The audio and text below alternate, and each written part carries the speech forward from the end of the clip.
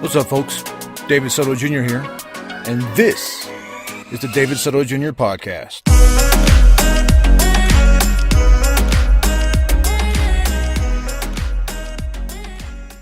What's up, folks? Welcome to episode 40 of the David Soto Jr. podcast. I am your host, David Soto Jr. Now, I've kind of gotten into the habit of recording these and publishing them on the weekends, recording them on Saturday mornings, and then trying to get them out that afternoon or that day. But today's Thursday, and this is kind of a special edition podcast. And one of the reasons why I'm doing it is because I got a lot of things on my plate, to include, having a baby on the way. I came across a dresser that was mine. It's weird, but I remember having this piece of furniture. I remember it as a teenager, and when I moved to California with the military, and I got my first marriage, that was one of the pieces of furniture. That was like the only piece of furniture that I owned. And when I think about it, I'm like, how long have I owned this? Take a step back. In 1998, I moved back to Missouri, and the Air Force moved all of my goods to include this dresser, and I just wheeled it into my dad's garage, and it's been there since 1998. It is 2000. That's 20 years. 21, nearly 21 years it has been sitting in my dad's garage. And as we were looking through furniture for baby Davy, I recalled that it was sitting there, and it thought it would be super cool to use that for my son, for him to have it. So we went and got it, and it's just been a ton of work, a lot of sanding and thinking and being creative and repairing. It's not that good of a quality piece of woodworking. So, and just sitting. Granted, there was some water damage, some water got on it somehow, even though it was in the garage. But also just sitting in the elements, in the heat, in the cold, extreme heat, extreme cold Missouri, the humidity, it didn't do it any favors. A lot of the glue came undone, parts are coming apart. I've been doing some gluing, been doing some sanding. Honestly, I've probably spent, probably not quite, but on new hardware and glue and sandpaper and all this stuff, I've spent quite a bit of money. Probably not as much as I would have if I had bought a new dresser for the baby. All that being said, that's just one thing that I got working on, and that's for the baby. The job hunting, trying to make some money, trying to publish as much work as possible, trying to write, and then just normal daily things like, what am I going to eat for dinner? What are we going to cook? What do I going to make for you-know-who? Is it going to be the same? There's just a lot going on. I'm trying to keep up with my social media, keep up with my podcast. I know I'm going to have to get a job, but in the meantime, I'm trying to see if I can make some money by any other means necessary, and that has me running like a damn fool. Again, writing, publishing, putting out as much content as possible, interacting on social media. I went to the VA and saw the doctor, and the doctor says one of the things I have to do is get some things off my plate, choose some things, make them a priority, put everything else on the back burner, also knock out some things as quickly as possible. One of the things I want to knock out, and that's what this podcast is about, is I want to answer a question someone sent to me. So I got a message the other day, and I'll read the message. I have a question. I'm sure I could Google it, but since you've actually written books, I want to know, where do you actually start when writing a book? I want to write a book about my experience with being a parent, having a son and daughter playing sports. Basically, I want to write something for parents to be and say, if I could go back and change how I viewed and treated my kids when they were playing. I don't know, probably many books out there that pertain to what I want to write about, but I'm also thinking it could be some sort of therapy for me to get it out. So when I got this message, I felt honored that this person came to me and asked me, and I thought, and then the wheel started going. Like, Like, this is another book. I got to write this down. I started an outline. I started writing stuff. I'm like, oh, this is a series of podcasts. I can write a podcast on each chapter that I write. I can publish a podcast on it.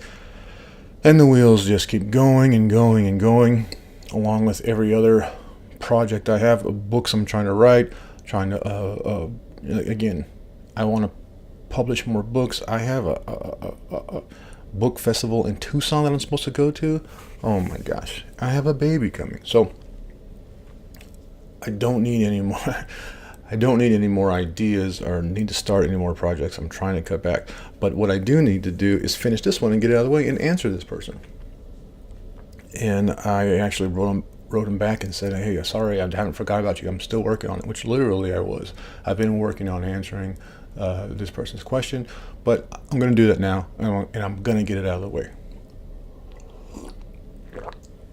So how I want to do this is to break this message down into several parts. And these are all parts that I kind of saw as chapters or blog posts or anything. But I'm just going to answer them as best I can, as quickly as I can, so that this person has the answer that he's been waiting for a couple of weeks now. Okay, so here's the text message broken down. Where do you actually start writing a book? Now, I know what he's asking, but here's the problem. Where do you actually start is not like the hardware or software, the logistics or anything like that, the materials, or excuse me, where you actually start is with why.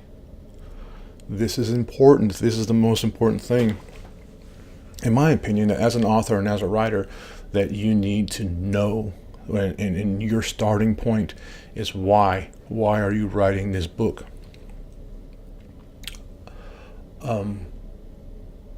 Because if you don't know why, you're kind of wasting time.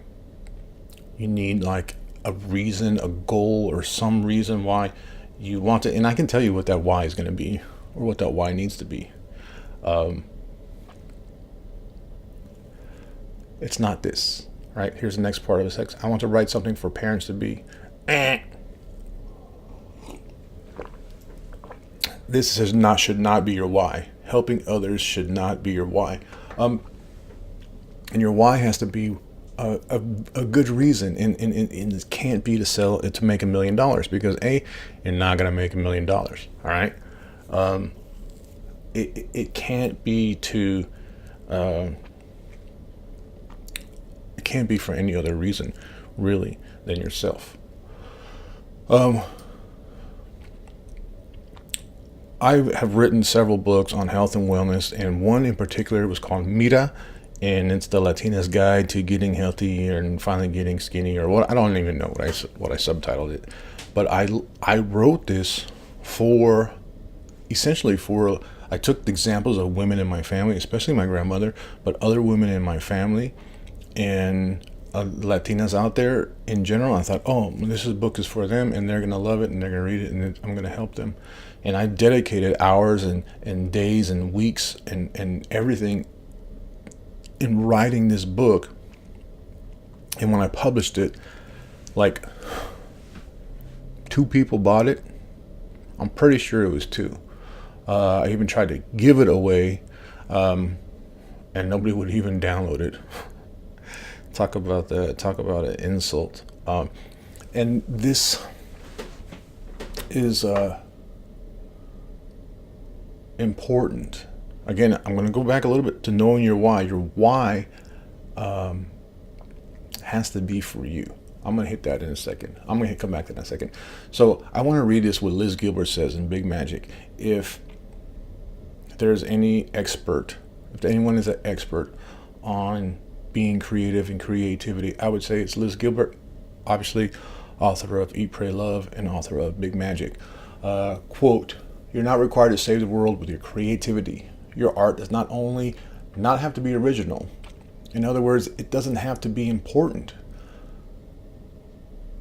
For example, whenever someone tells me that they want to write a book in order to help people, I always think, oh, please don't. Please don't try to help me.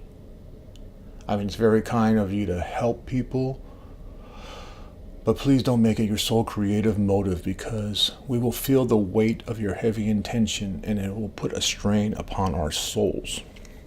Please don't help me, is what Liz Gilbert says. And when I first read this, when I first heard these words, I was like, no wonder, Holmes. No wonder I've written 4 books and can't sell one of them. Well, I don't know. Mita for sure, right? The book Mita for sure. It wasn't written for me. I'm not a Latinx woman, right? I wrote it for, like, I was helping, and I guess my potential readers felt the weight of my intention on their souls and did not buy it. I've also come across other people who've said things like, I don't care how much money I make, or how many I sell. If one person reads it, I will. That will be good enough for me. That's crap. First of all, if you really want to help people, then you want more than one person to read it. You want as many people as possible to read your book. And that's not being selfish. That's not book sales or trying to make a lot of money. That's actually getting your word out. You actually want as many people. To say if I can help one person, then that would be enough for me, that's kind of a lie. Like, why wouldn't you want to help 1,000, 200,000, a million people? So I want to write something for parents to be. That should not be your why. All right, the why should be for yourself, and that's the next line in the text message, or the next part that I'm talking about in this message. I'm also thinking it could be some sort of therapy for me to get it out. This is why you want to write this book. This is why you want to write anything. This is why you want to do anything creative. In this case, yes, that means your why is you. Your why is to get this stuff out. And if you're not going to go to a therapist and talk and verbally get it out of your system, then writing it is going to work. And that's what's happened to me since basically becoming a writer and writing every day. I've learned a lot. I wrote a memoir, which I have to finish, like one of those things, right? I wrote a memoir, and in writing this memoir, it was like, oh my gosh, it was totally like therapy. It's specifically about my life living in my grandmother's house. It's about my childhood and the hardships, the happiness of being a child and Mexican American and living with my grandmother, and then of course the hardships of having a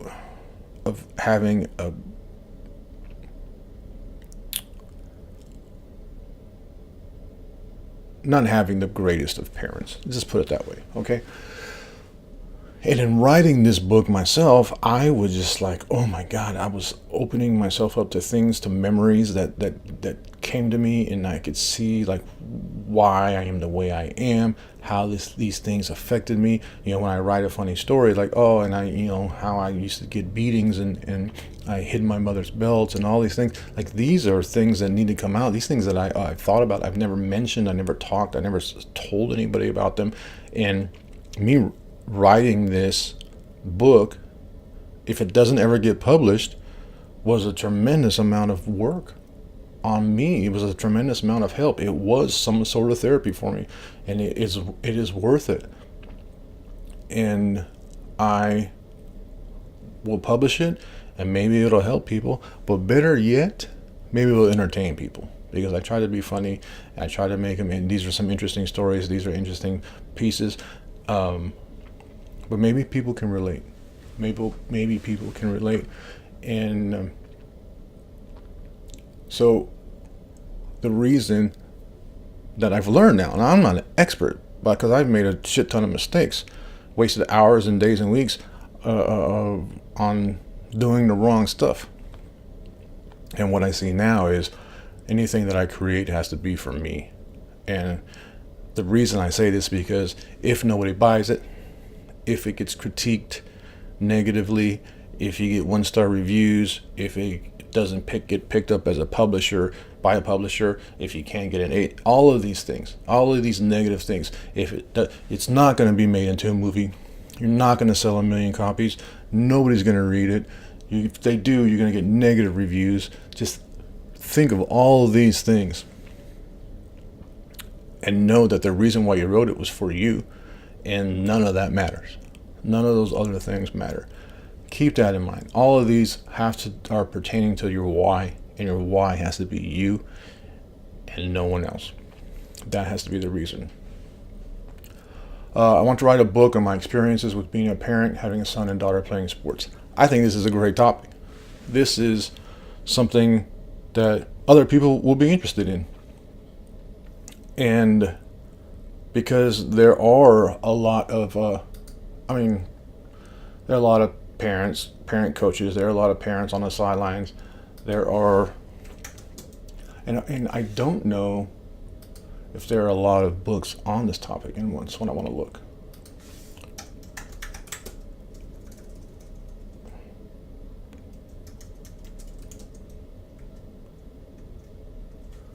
Sports parent. Let's see. 100 ways to be a terrific sport parent. This one is Changing the Game, the Parent's Guide to Raising Happy Performing Athletes. An Athlete's Guide to Winning Sports in Life. Okay, so there are a couple out there. And I'm going to touch on this here in a second. Go back to where it was. I think it's a good topic. And here we go. The fact that there are books out there already on the topic are proof that it's a good topic. All right. And so I definitely would encourage this person to get to work on this. Next line, if I had to go back and change how I viewed and treated my kids, if I could go back and change how I viewed and treated my kids when they were playing. This person wants to admit to his mistakes, right? He wants to admit to his mistakes, and this is called honesty, right? And honesty wins every time. You tell the truth in your writing, people are going to admire you for that, admire you for putting out your vulnerability. They're going to admire you because they can relate, because nobody's perfect. Yes, the Kardashians are famous and they have a lot of money and people admire them because they're perfect. Fuck those people, right? These people are fake, and the people who follow them are fake. And maybe some of those people will come to their senses one day and realize that what they're admiring and what they're pursuing is shit, and that it doesn't mean anything in their life, and that their life is worthless because they admire these people and try to be them. The real people, the people that you're going to affect, the people that you're going to have an impact on are like you, and they make mistakes, and they are not perfect. And so when they read and see and hear of other people that are like them, other people who are also not perfect, they're going to appreciate your writing. They're going to appreciate your book. Honesty wins every time. You're not perfect, and neither is anybody else out there, no matter how big their booty is. All right? I don't know, probably many books out there that pertain to what I want to write. There's a few, and that's good news. There are a few out there, and that is good news because that means there's a market for it. All right? If you have an idea for a great new flavor of chips, tortilla chips, but you go to the store and see that there's all kinds of tortilla chips already out there, you don't get discouraged. You know that there are people out there buying goddamn tortilla chips. So you make some and you make them flavor it with fucking tahini or whatever. I'm cursing a lot today. I'm sorry. All right. But it doesn't matter that there's books out there. In fact, you want them to be out there. You want those books to be on the subject that you want to write, because that way you know that there is a market for them. And here's the thing, like this one, Raising Happy Performing, this got 93 5-star reviews. That's pretty damn good. That lets me know. Now, being an author, I'll tell you that even 93 reviews, that means you probably have sold 1,000 copies, because nobody, very few people leave reviews. So when you have something like that, like this tells me that there's a market for it. And if you want to affect some change in people's lives, then you're going to put out a product that there's a market for and that people are already buying. Now, here's the thing.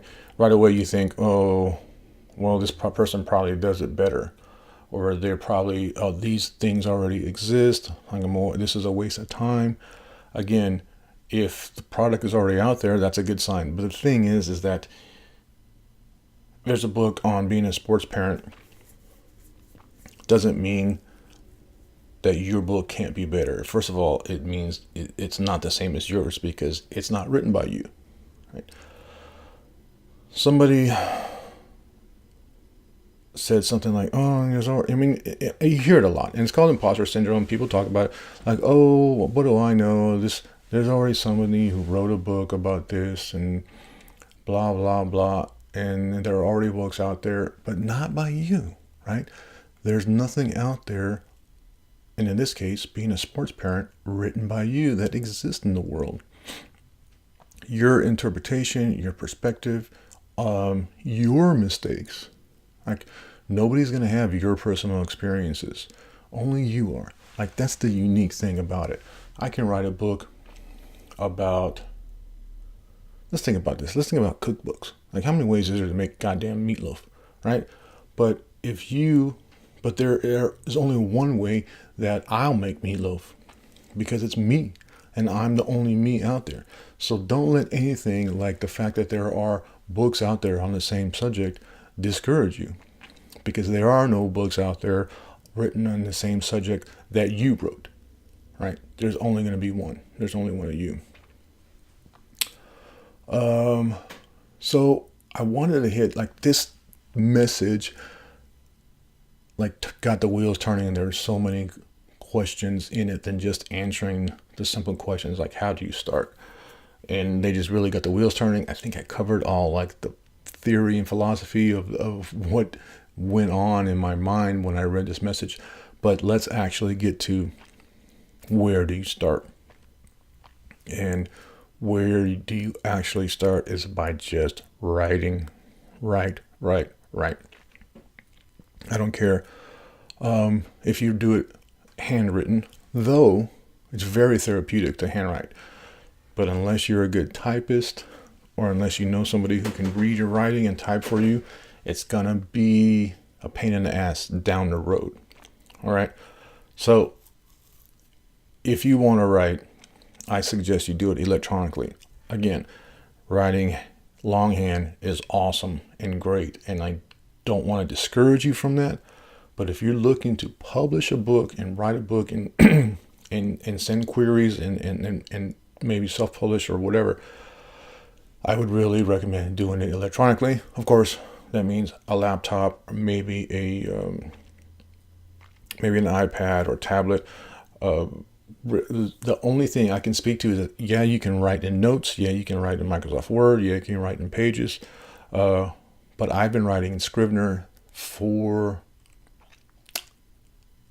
4 or 5 years now. And I've been able to publish 8 books with using Scrivener. Now, it's hard and there's a lot to it, but when it comes to having a place where you can store all of your writings, like I'm about to publish another little book, short story. I've had it. It's been here and for forever. I wrote it a long time ago. I think I'm going to publish it. And it's on Scrivener, and it's an application. You can download it to your computer. You can download it to your phone. I wrote Los Chocolates de Esperanza Diamante on Scrivener app on my phone. Once I learned that there was an app for your phone, I started writing on it. I started using my Scrivener, so I can write on Scrivener on my laptop, or I can write on Scrivener, and as long as I back it up, I can write on Scrivener on my phone. It works out really good. The takeaway from this is, where do you start? Is just write. Get started. If you want to publish or do anything, you just, okay, Let me get distracted. Remember your why. Your why is because you want to, you think it's going to be some sort of therapy for you. So writing it out by hand is going to be awesome therapy, because it's kind of actually doing, right? Not only are you thinking these thoughts and getting them out, but you're actually writing them. And it takes, when you can do something, it actually creates, I'm even talking on my ass right now. It actually engraves these thoughts into your subconscious when you actually do something. I don't know if that same effect happens when you press on a keyboard. So if you do write it longhand, and your why is because you want some sort of therapy and you want to get it out, that's going to work. That's going to be great. It will also work if you do it electronically. And if you're going to think long term that you actually want to publish a book, it's going to be the best bet. Another way to maybe consider this, another way to look at it, is maybe to write on Medium or start a blog. Now, if you start a blog, then you got to get the URL, and I've done it a few times already, and I know how to do it, and it's really good. But I gotta say that writing on Medium is just so easy. It makes things so much easier, and there's already people out there who are looking for your stuff.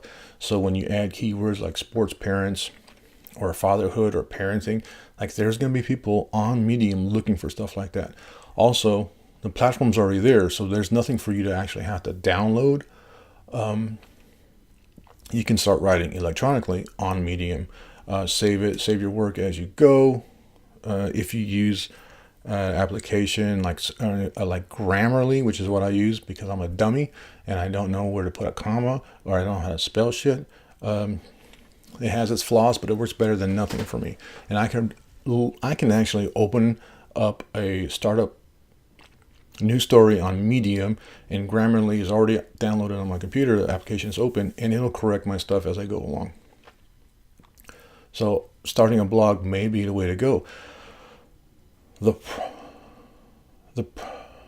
process is what's going to attract people. So that takes the next question is, do you want to sell a lot of books?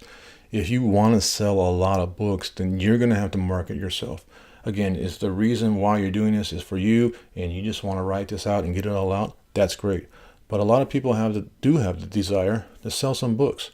And if you want to impact all those people that you talk about, all those parents to be, then your book has to be out there and you have to get it in their hands.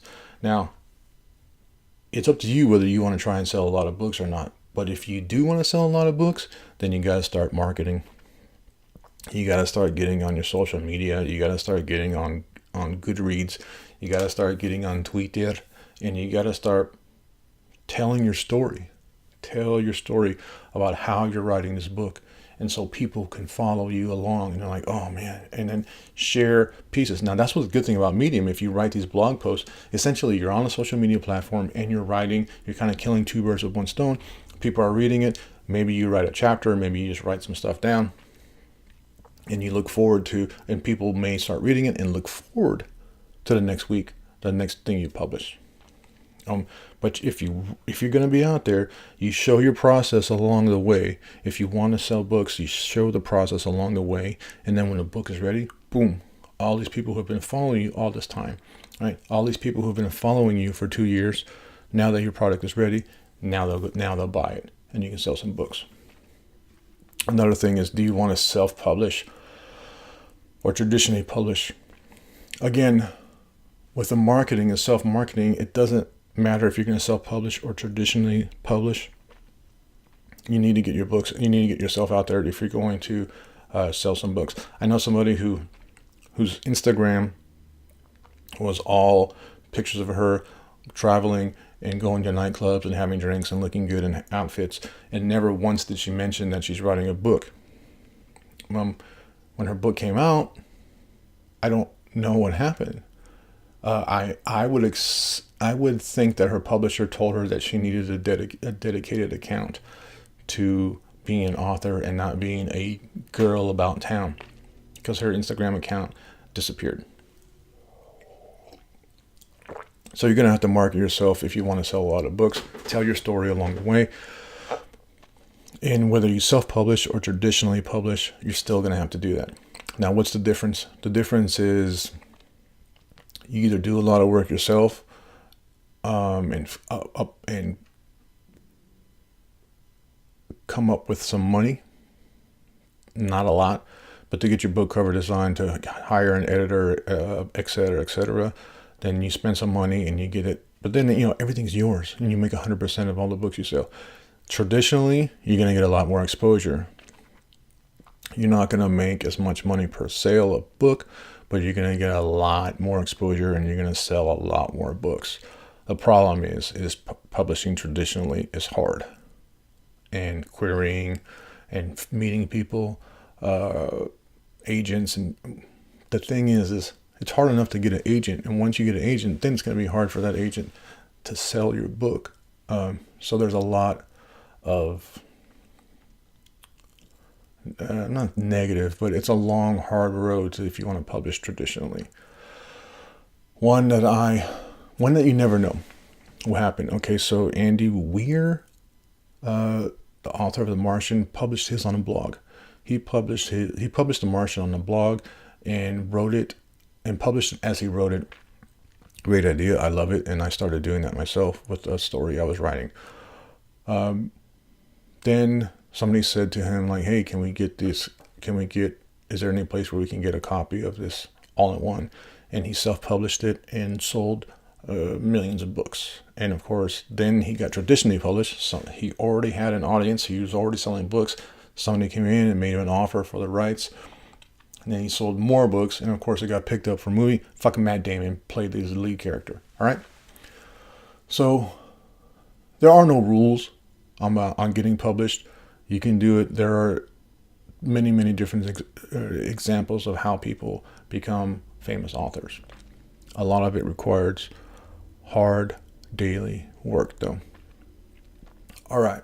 So I think that's it. I went a little over what I usually go. I'm into 30 minutes. This is my advice on how to write a book. My name is David Soto Jr. You can follow me on Instagram at David E. Soto Jr., JR for Junior. And you can follow me on Twitter at David E. Soto Jr., JR for Junior. Again, follow me on Medium. Read all my stuff. Buy my books on Amazon. I have a series, a 4-part series on Amazon. Super cool story. Also, believe it or not, I have a book called Pass Your PT Test. I wrote it about passing the Air Force physical fitness exam, and that's my bestseller. So if you're in the Air Force and you got to take your PT test, check it out, man. People buy it. People buy it in bulk. What else? That's it. Appreciate you listening, folks. I'll talk to you later.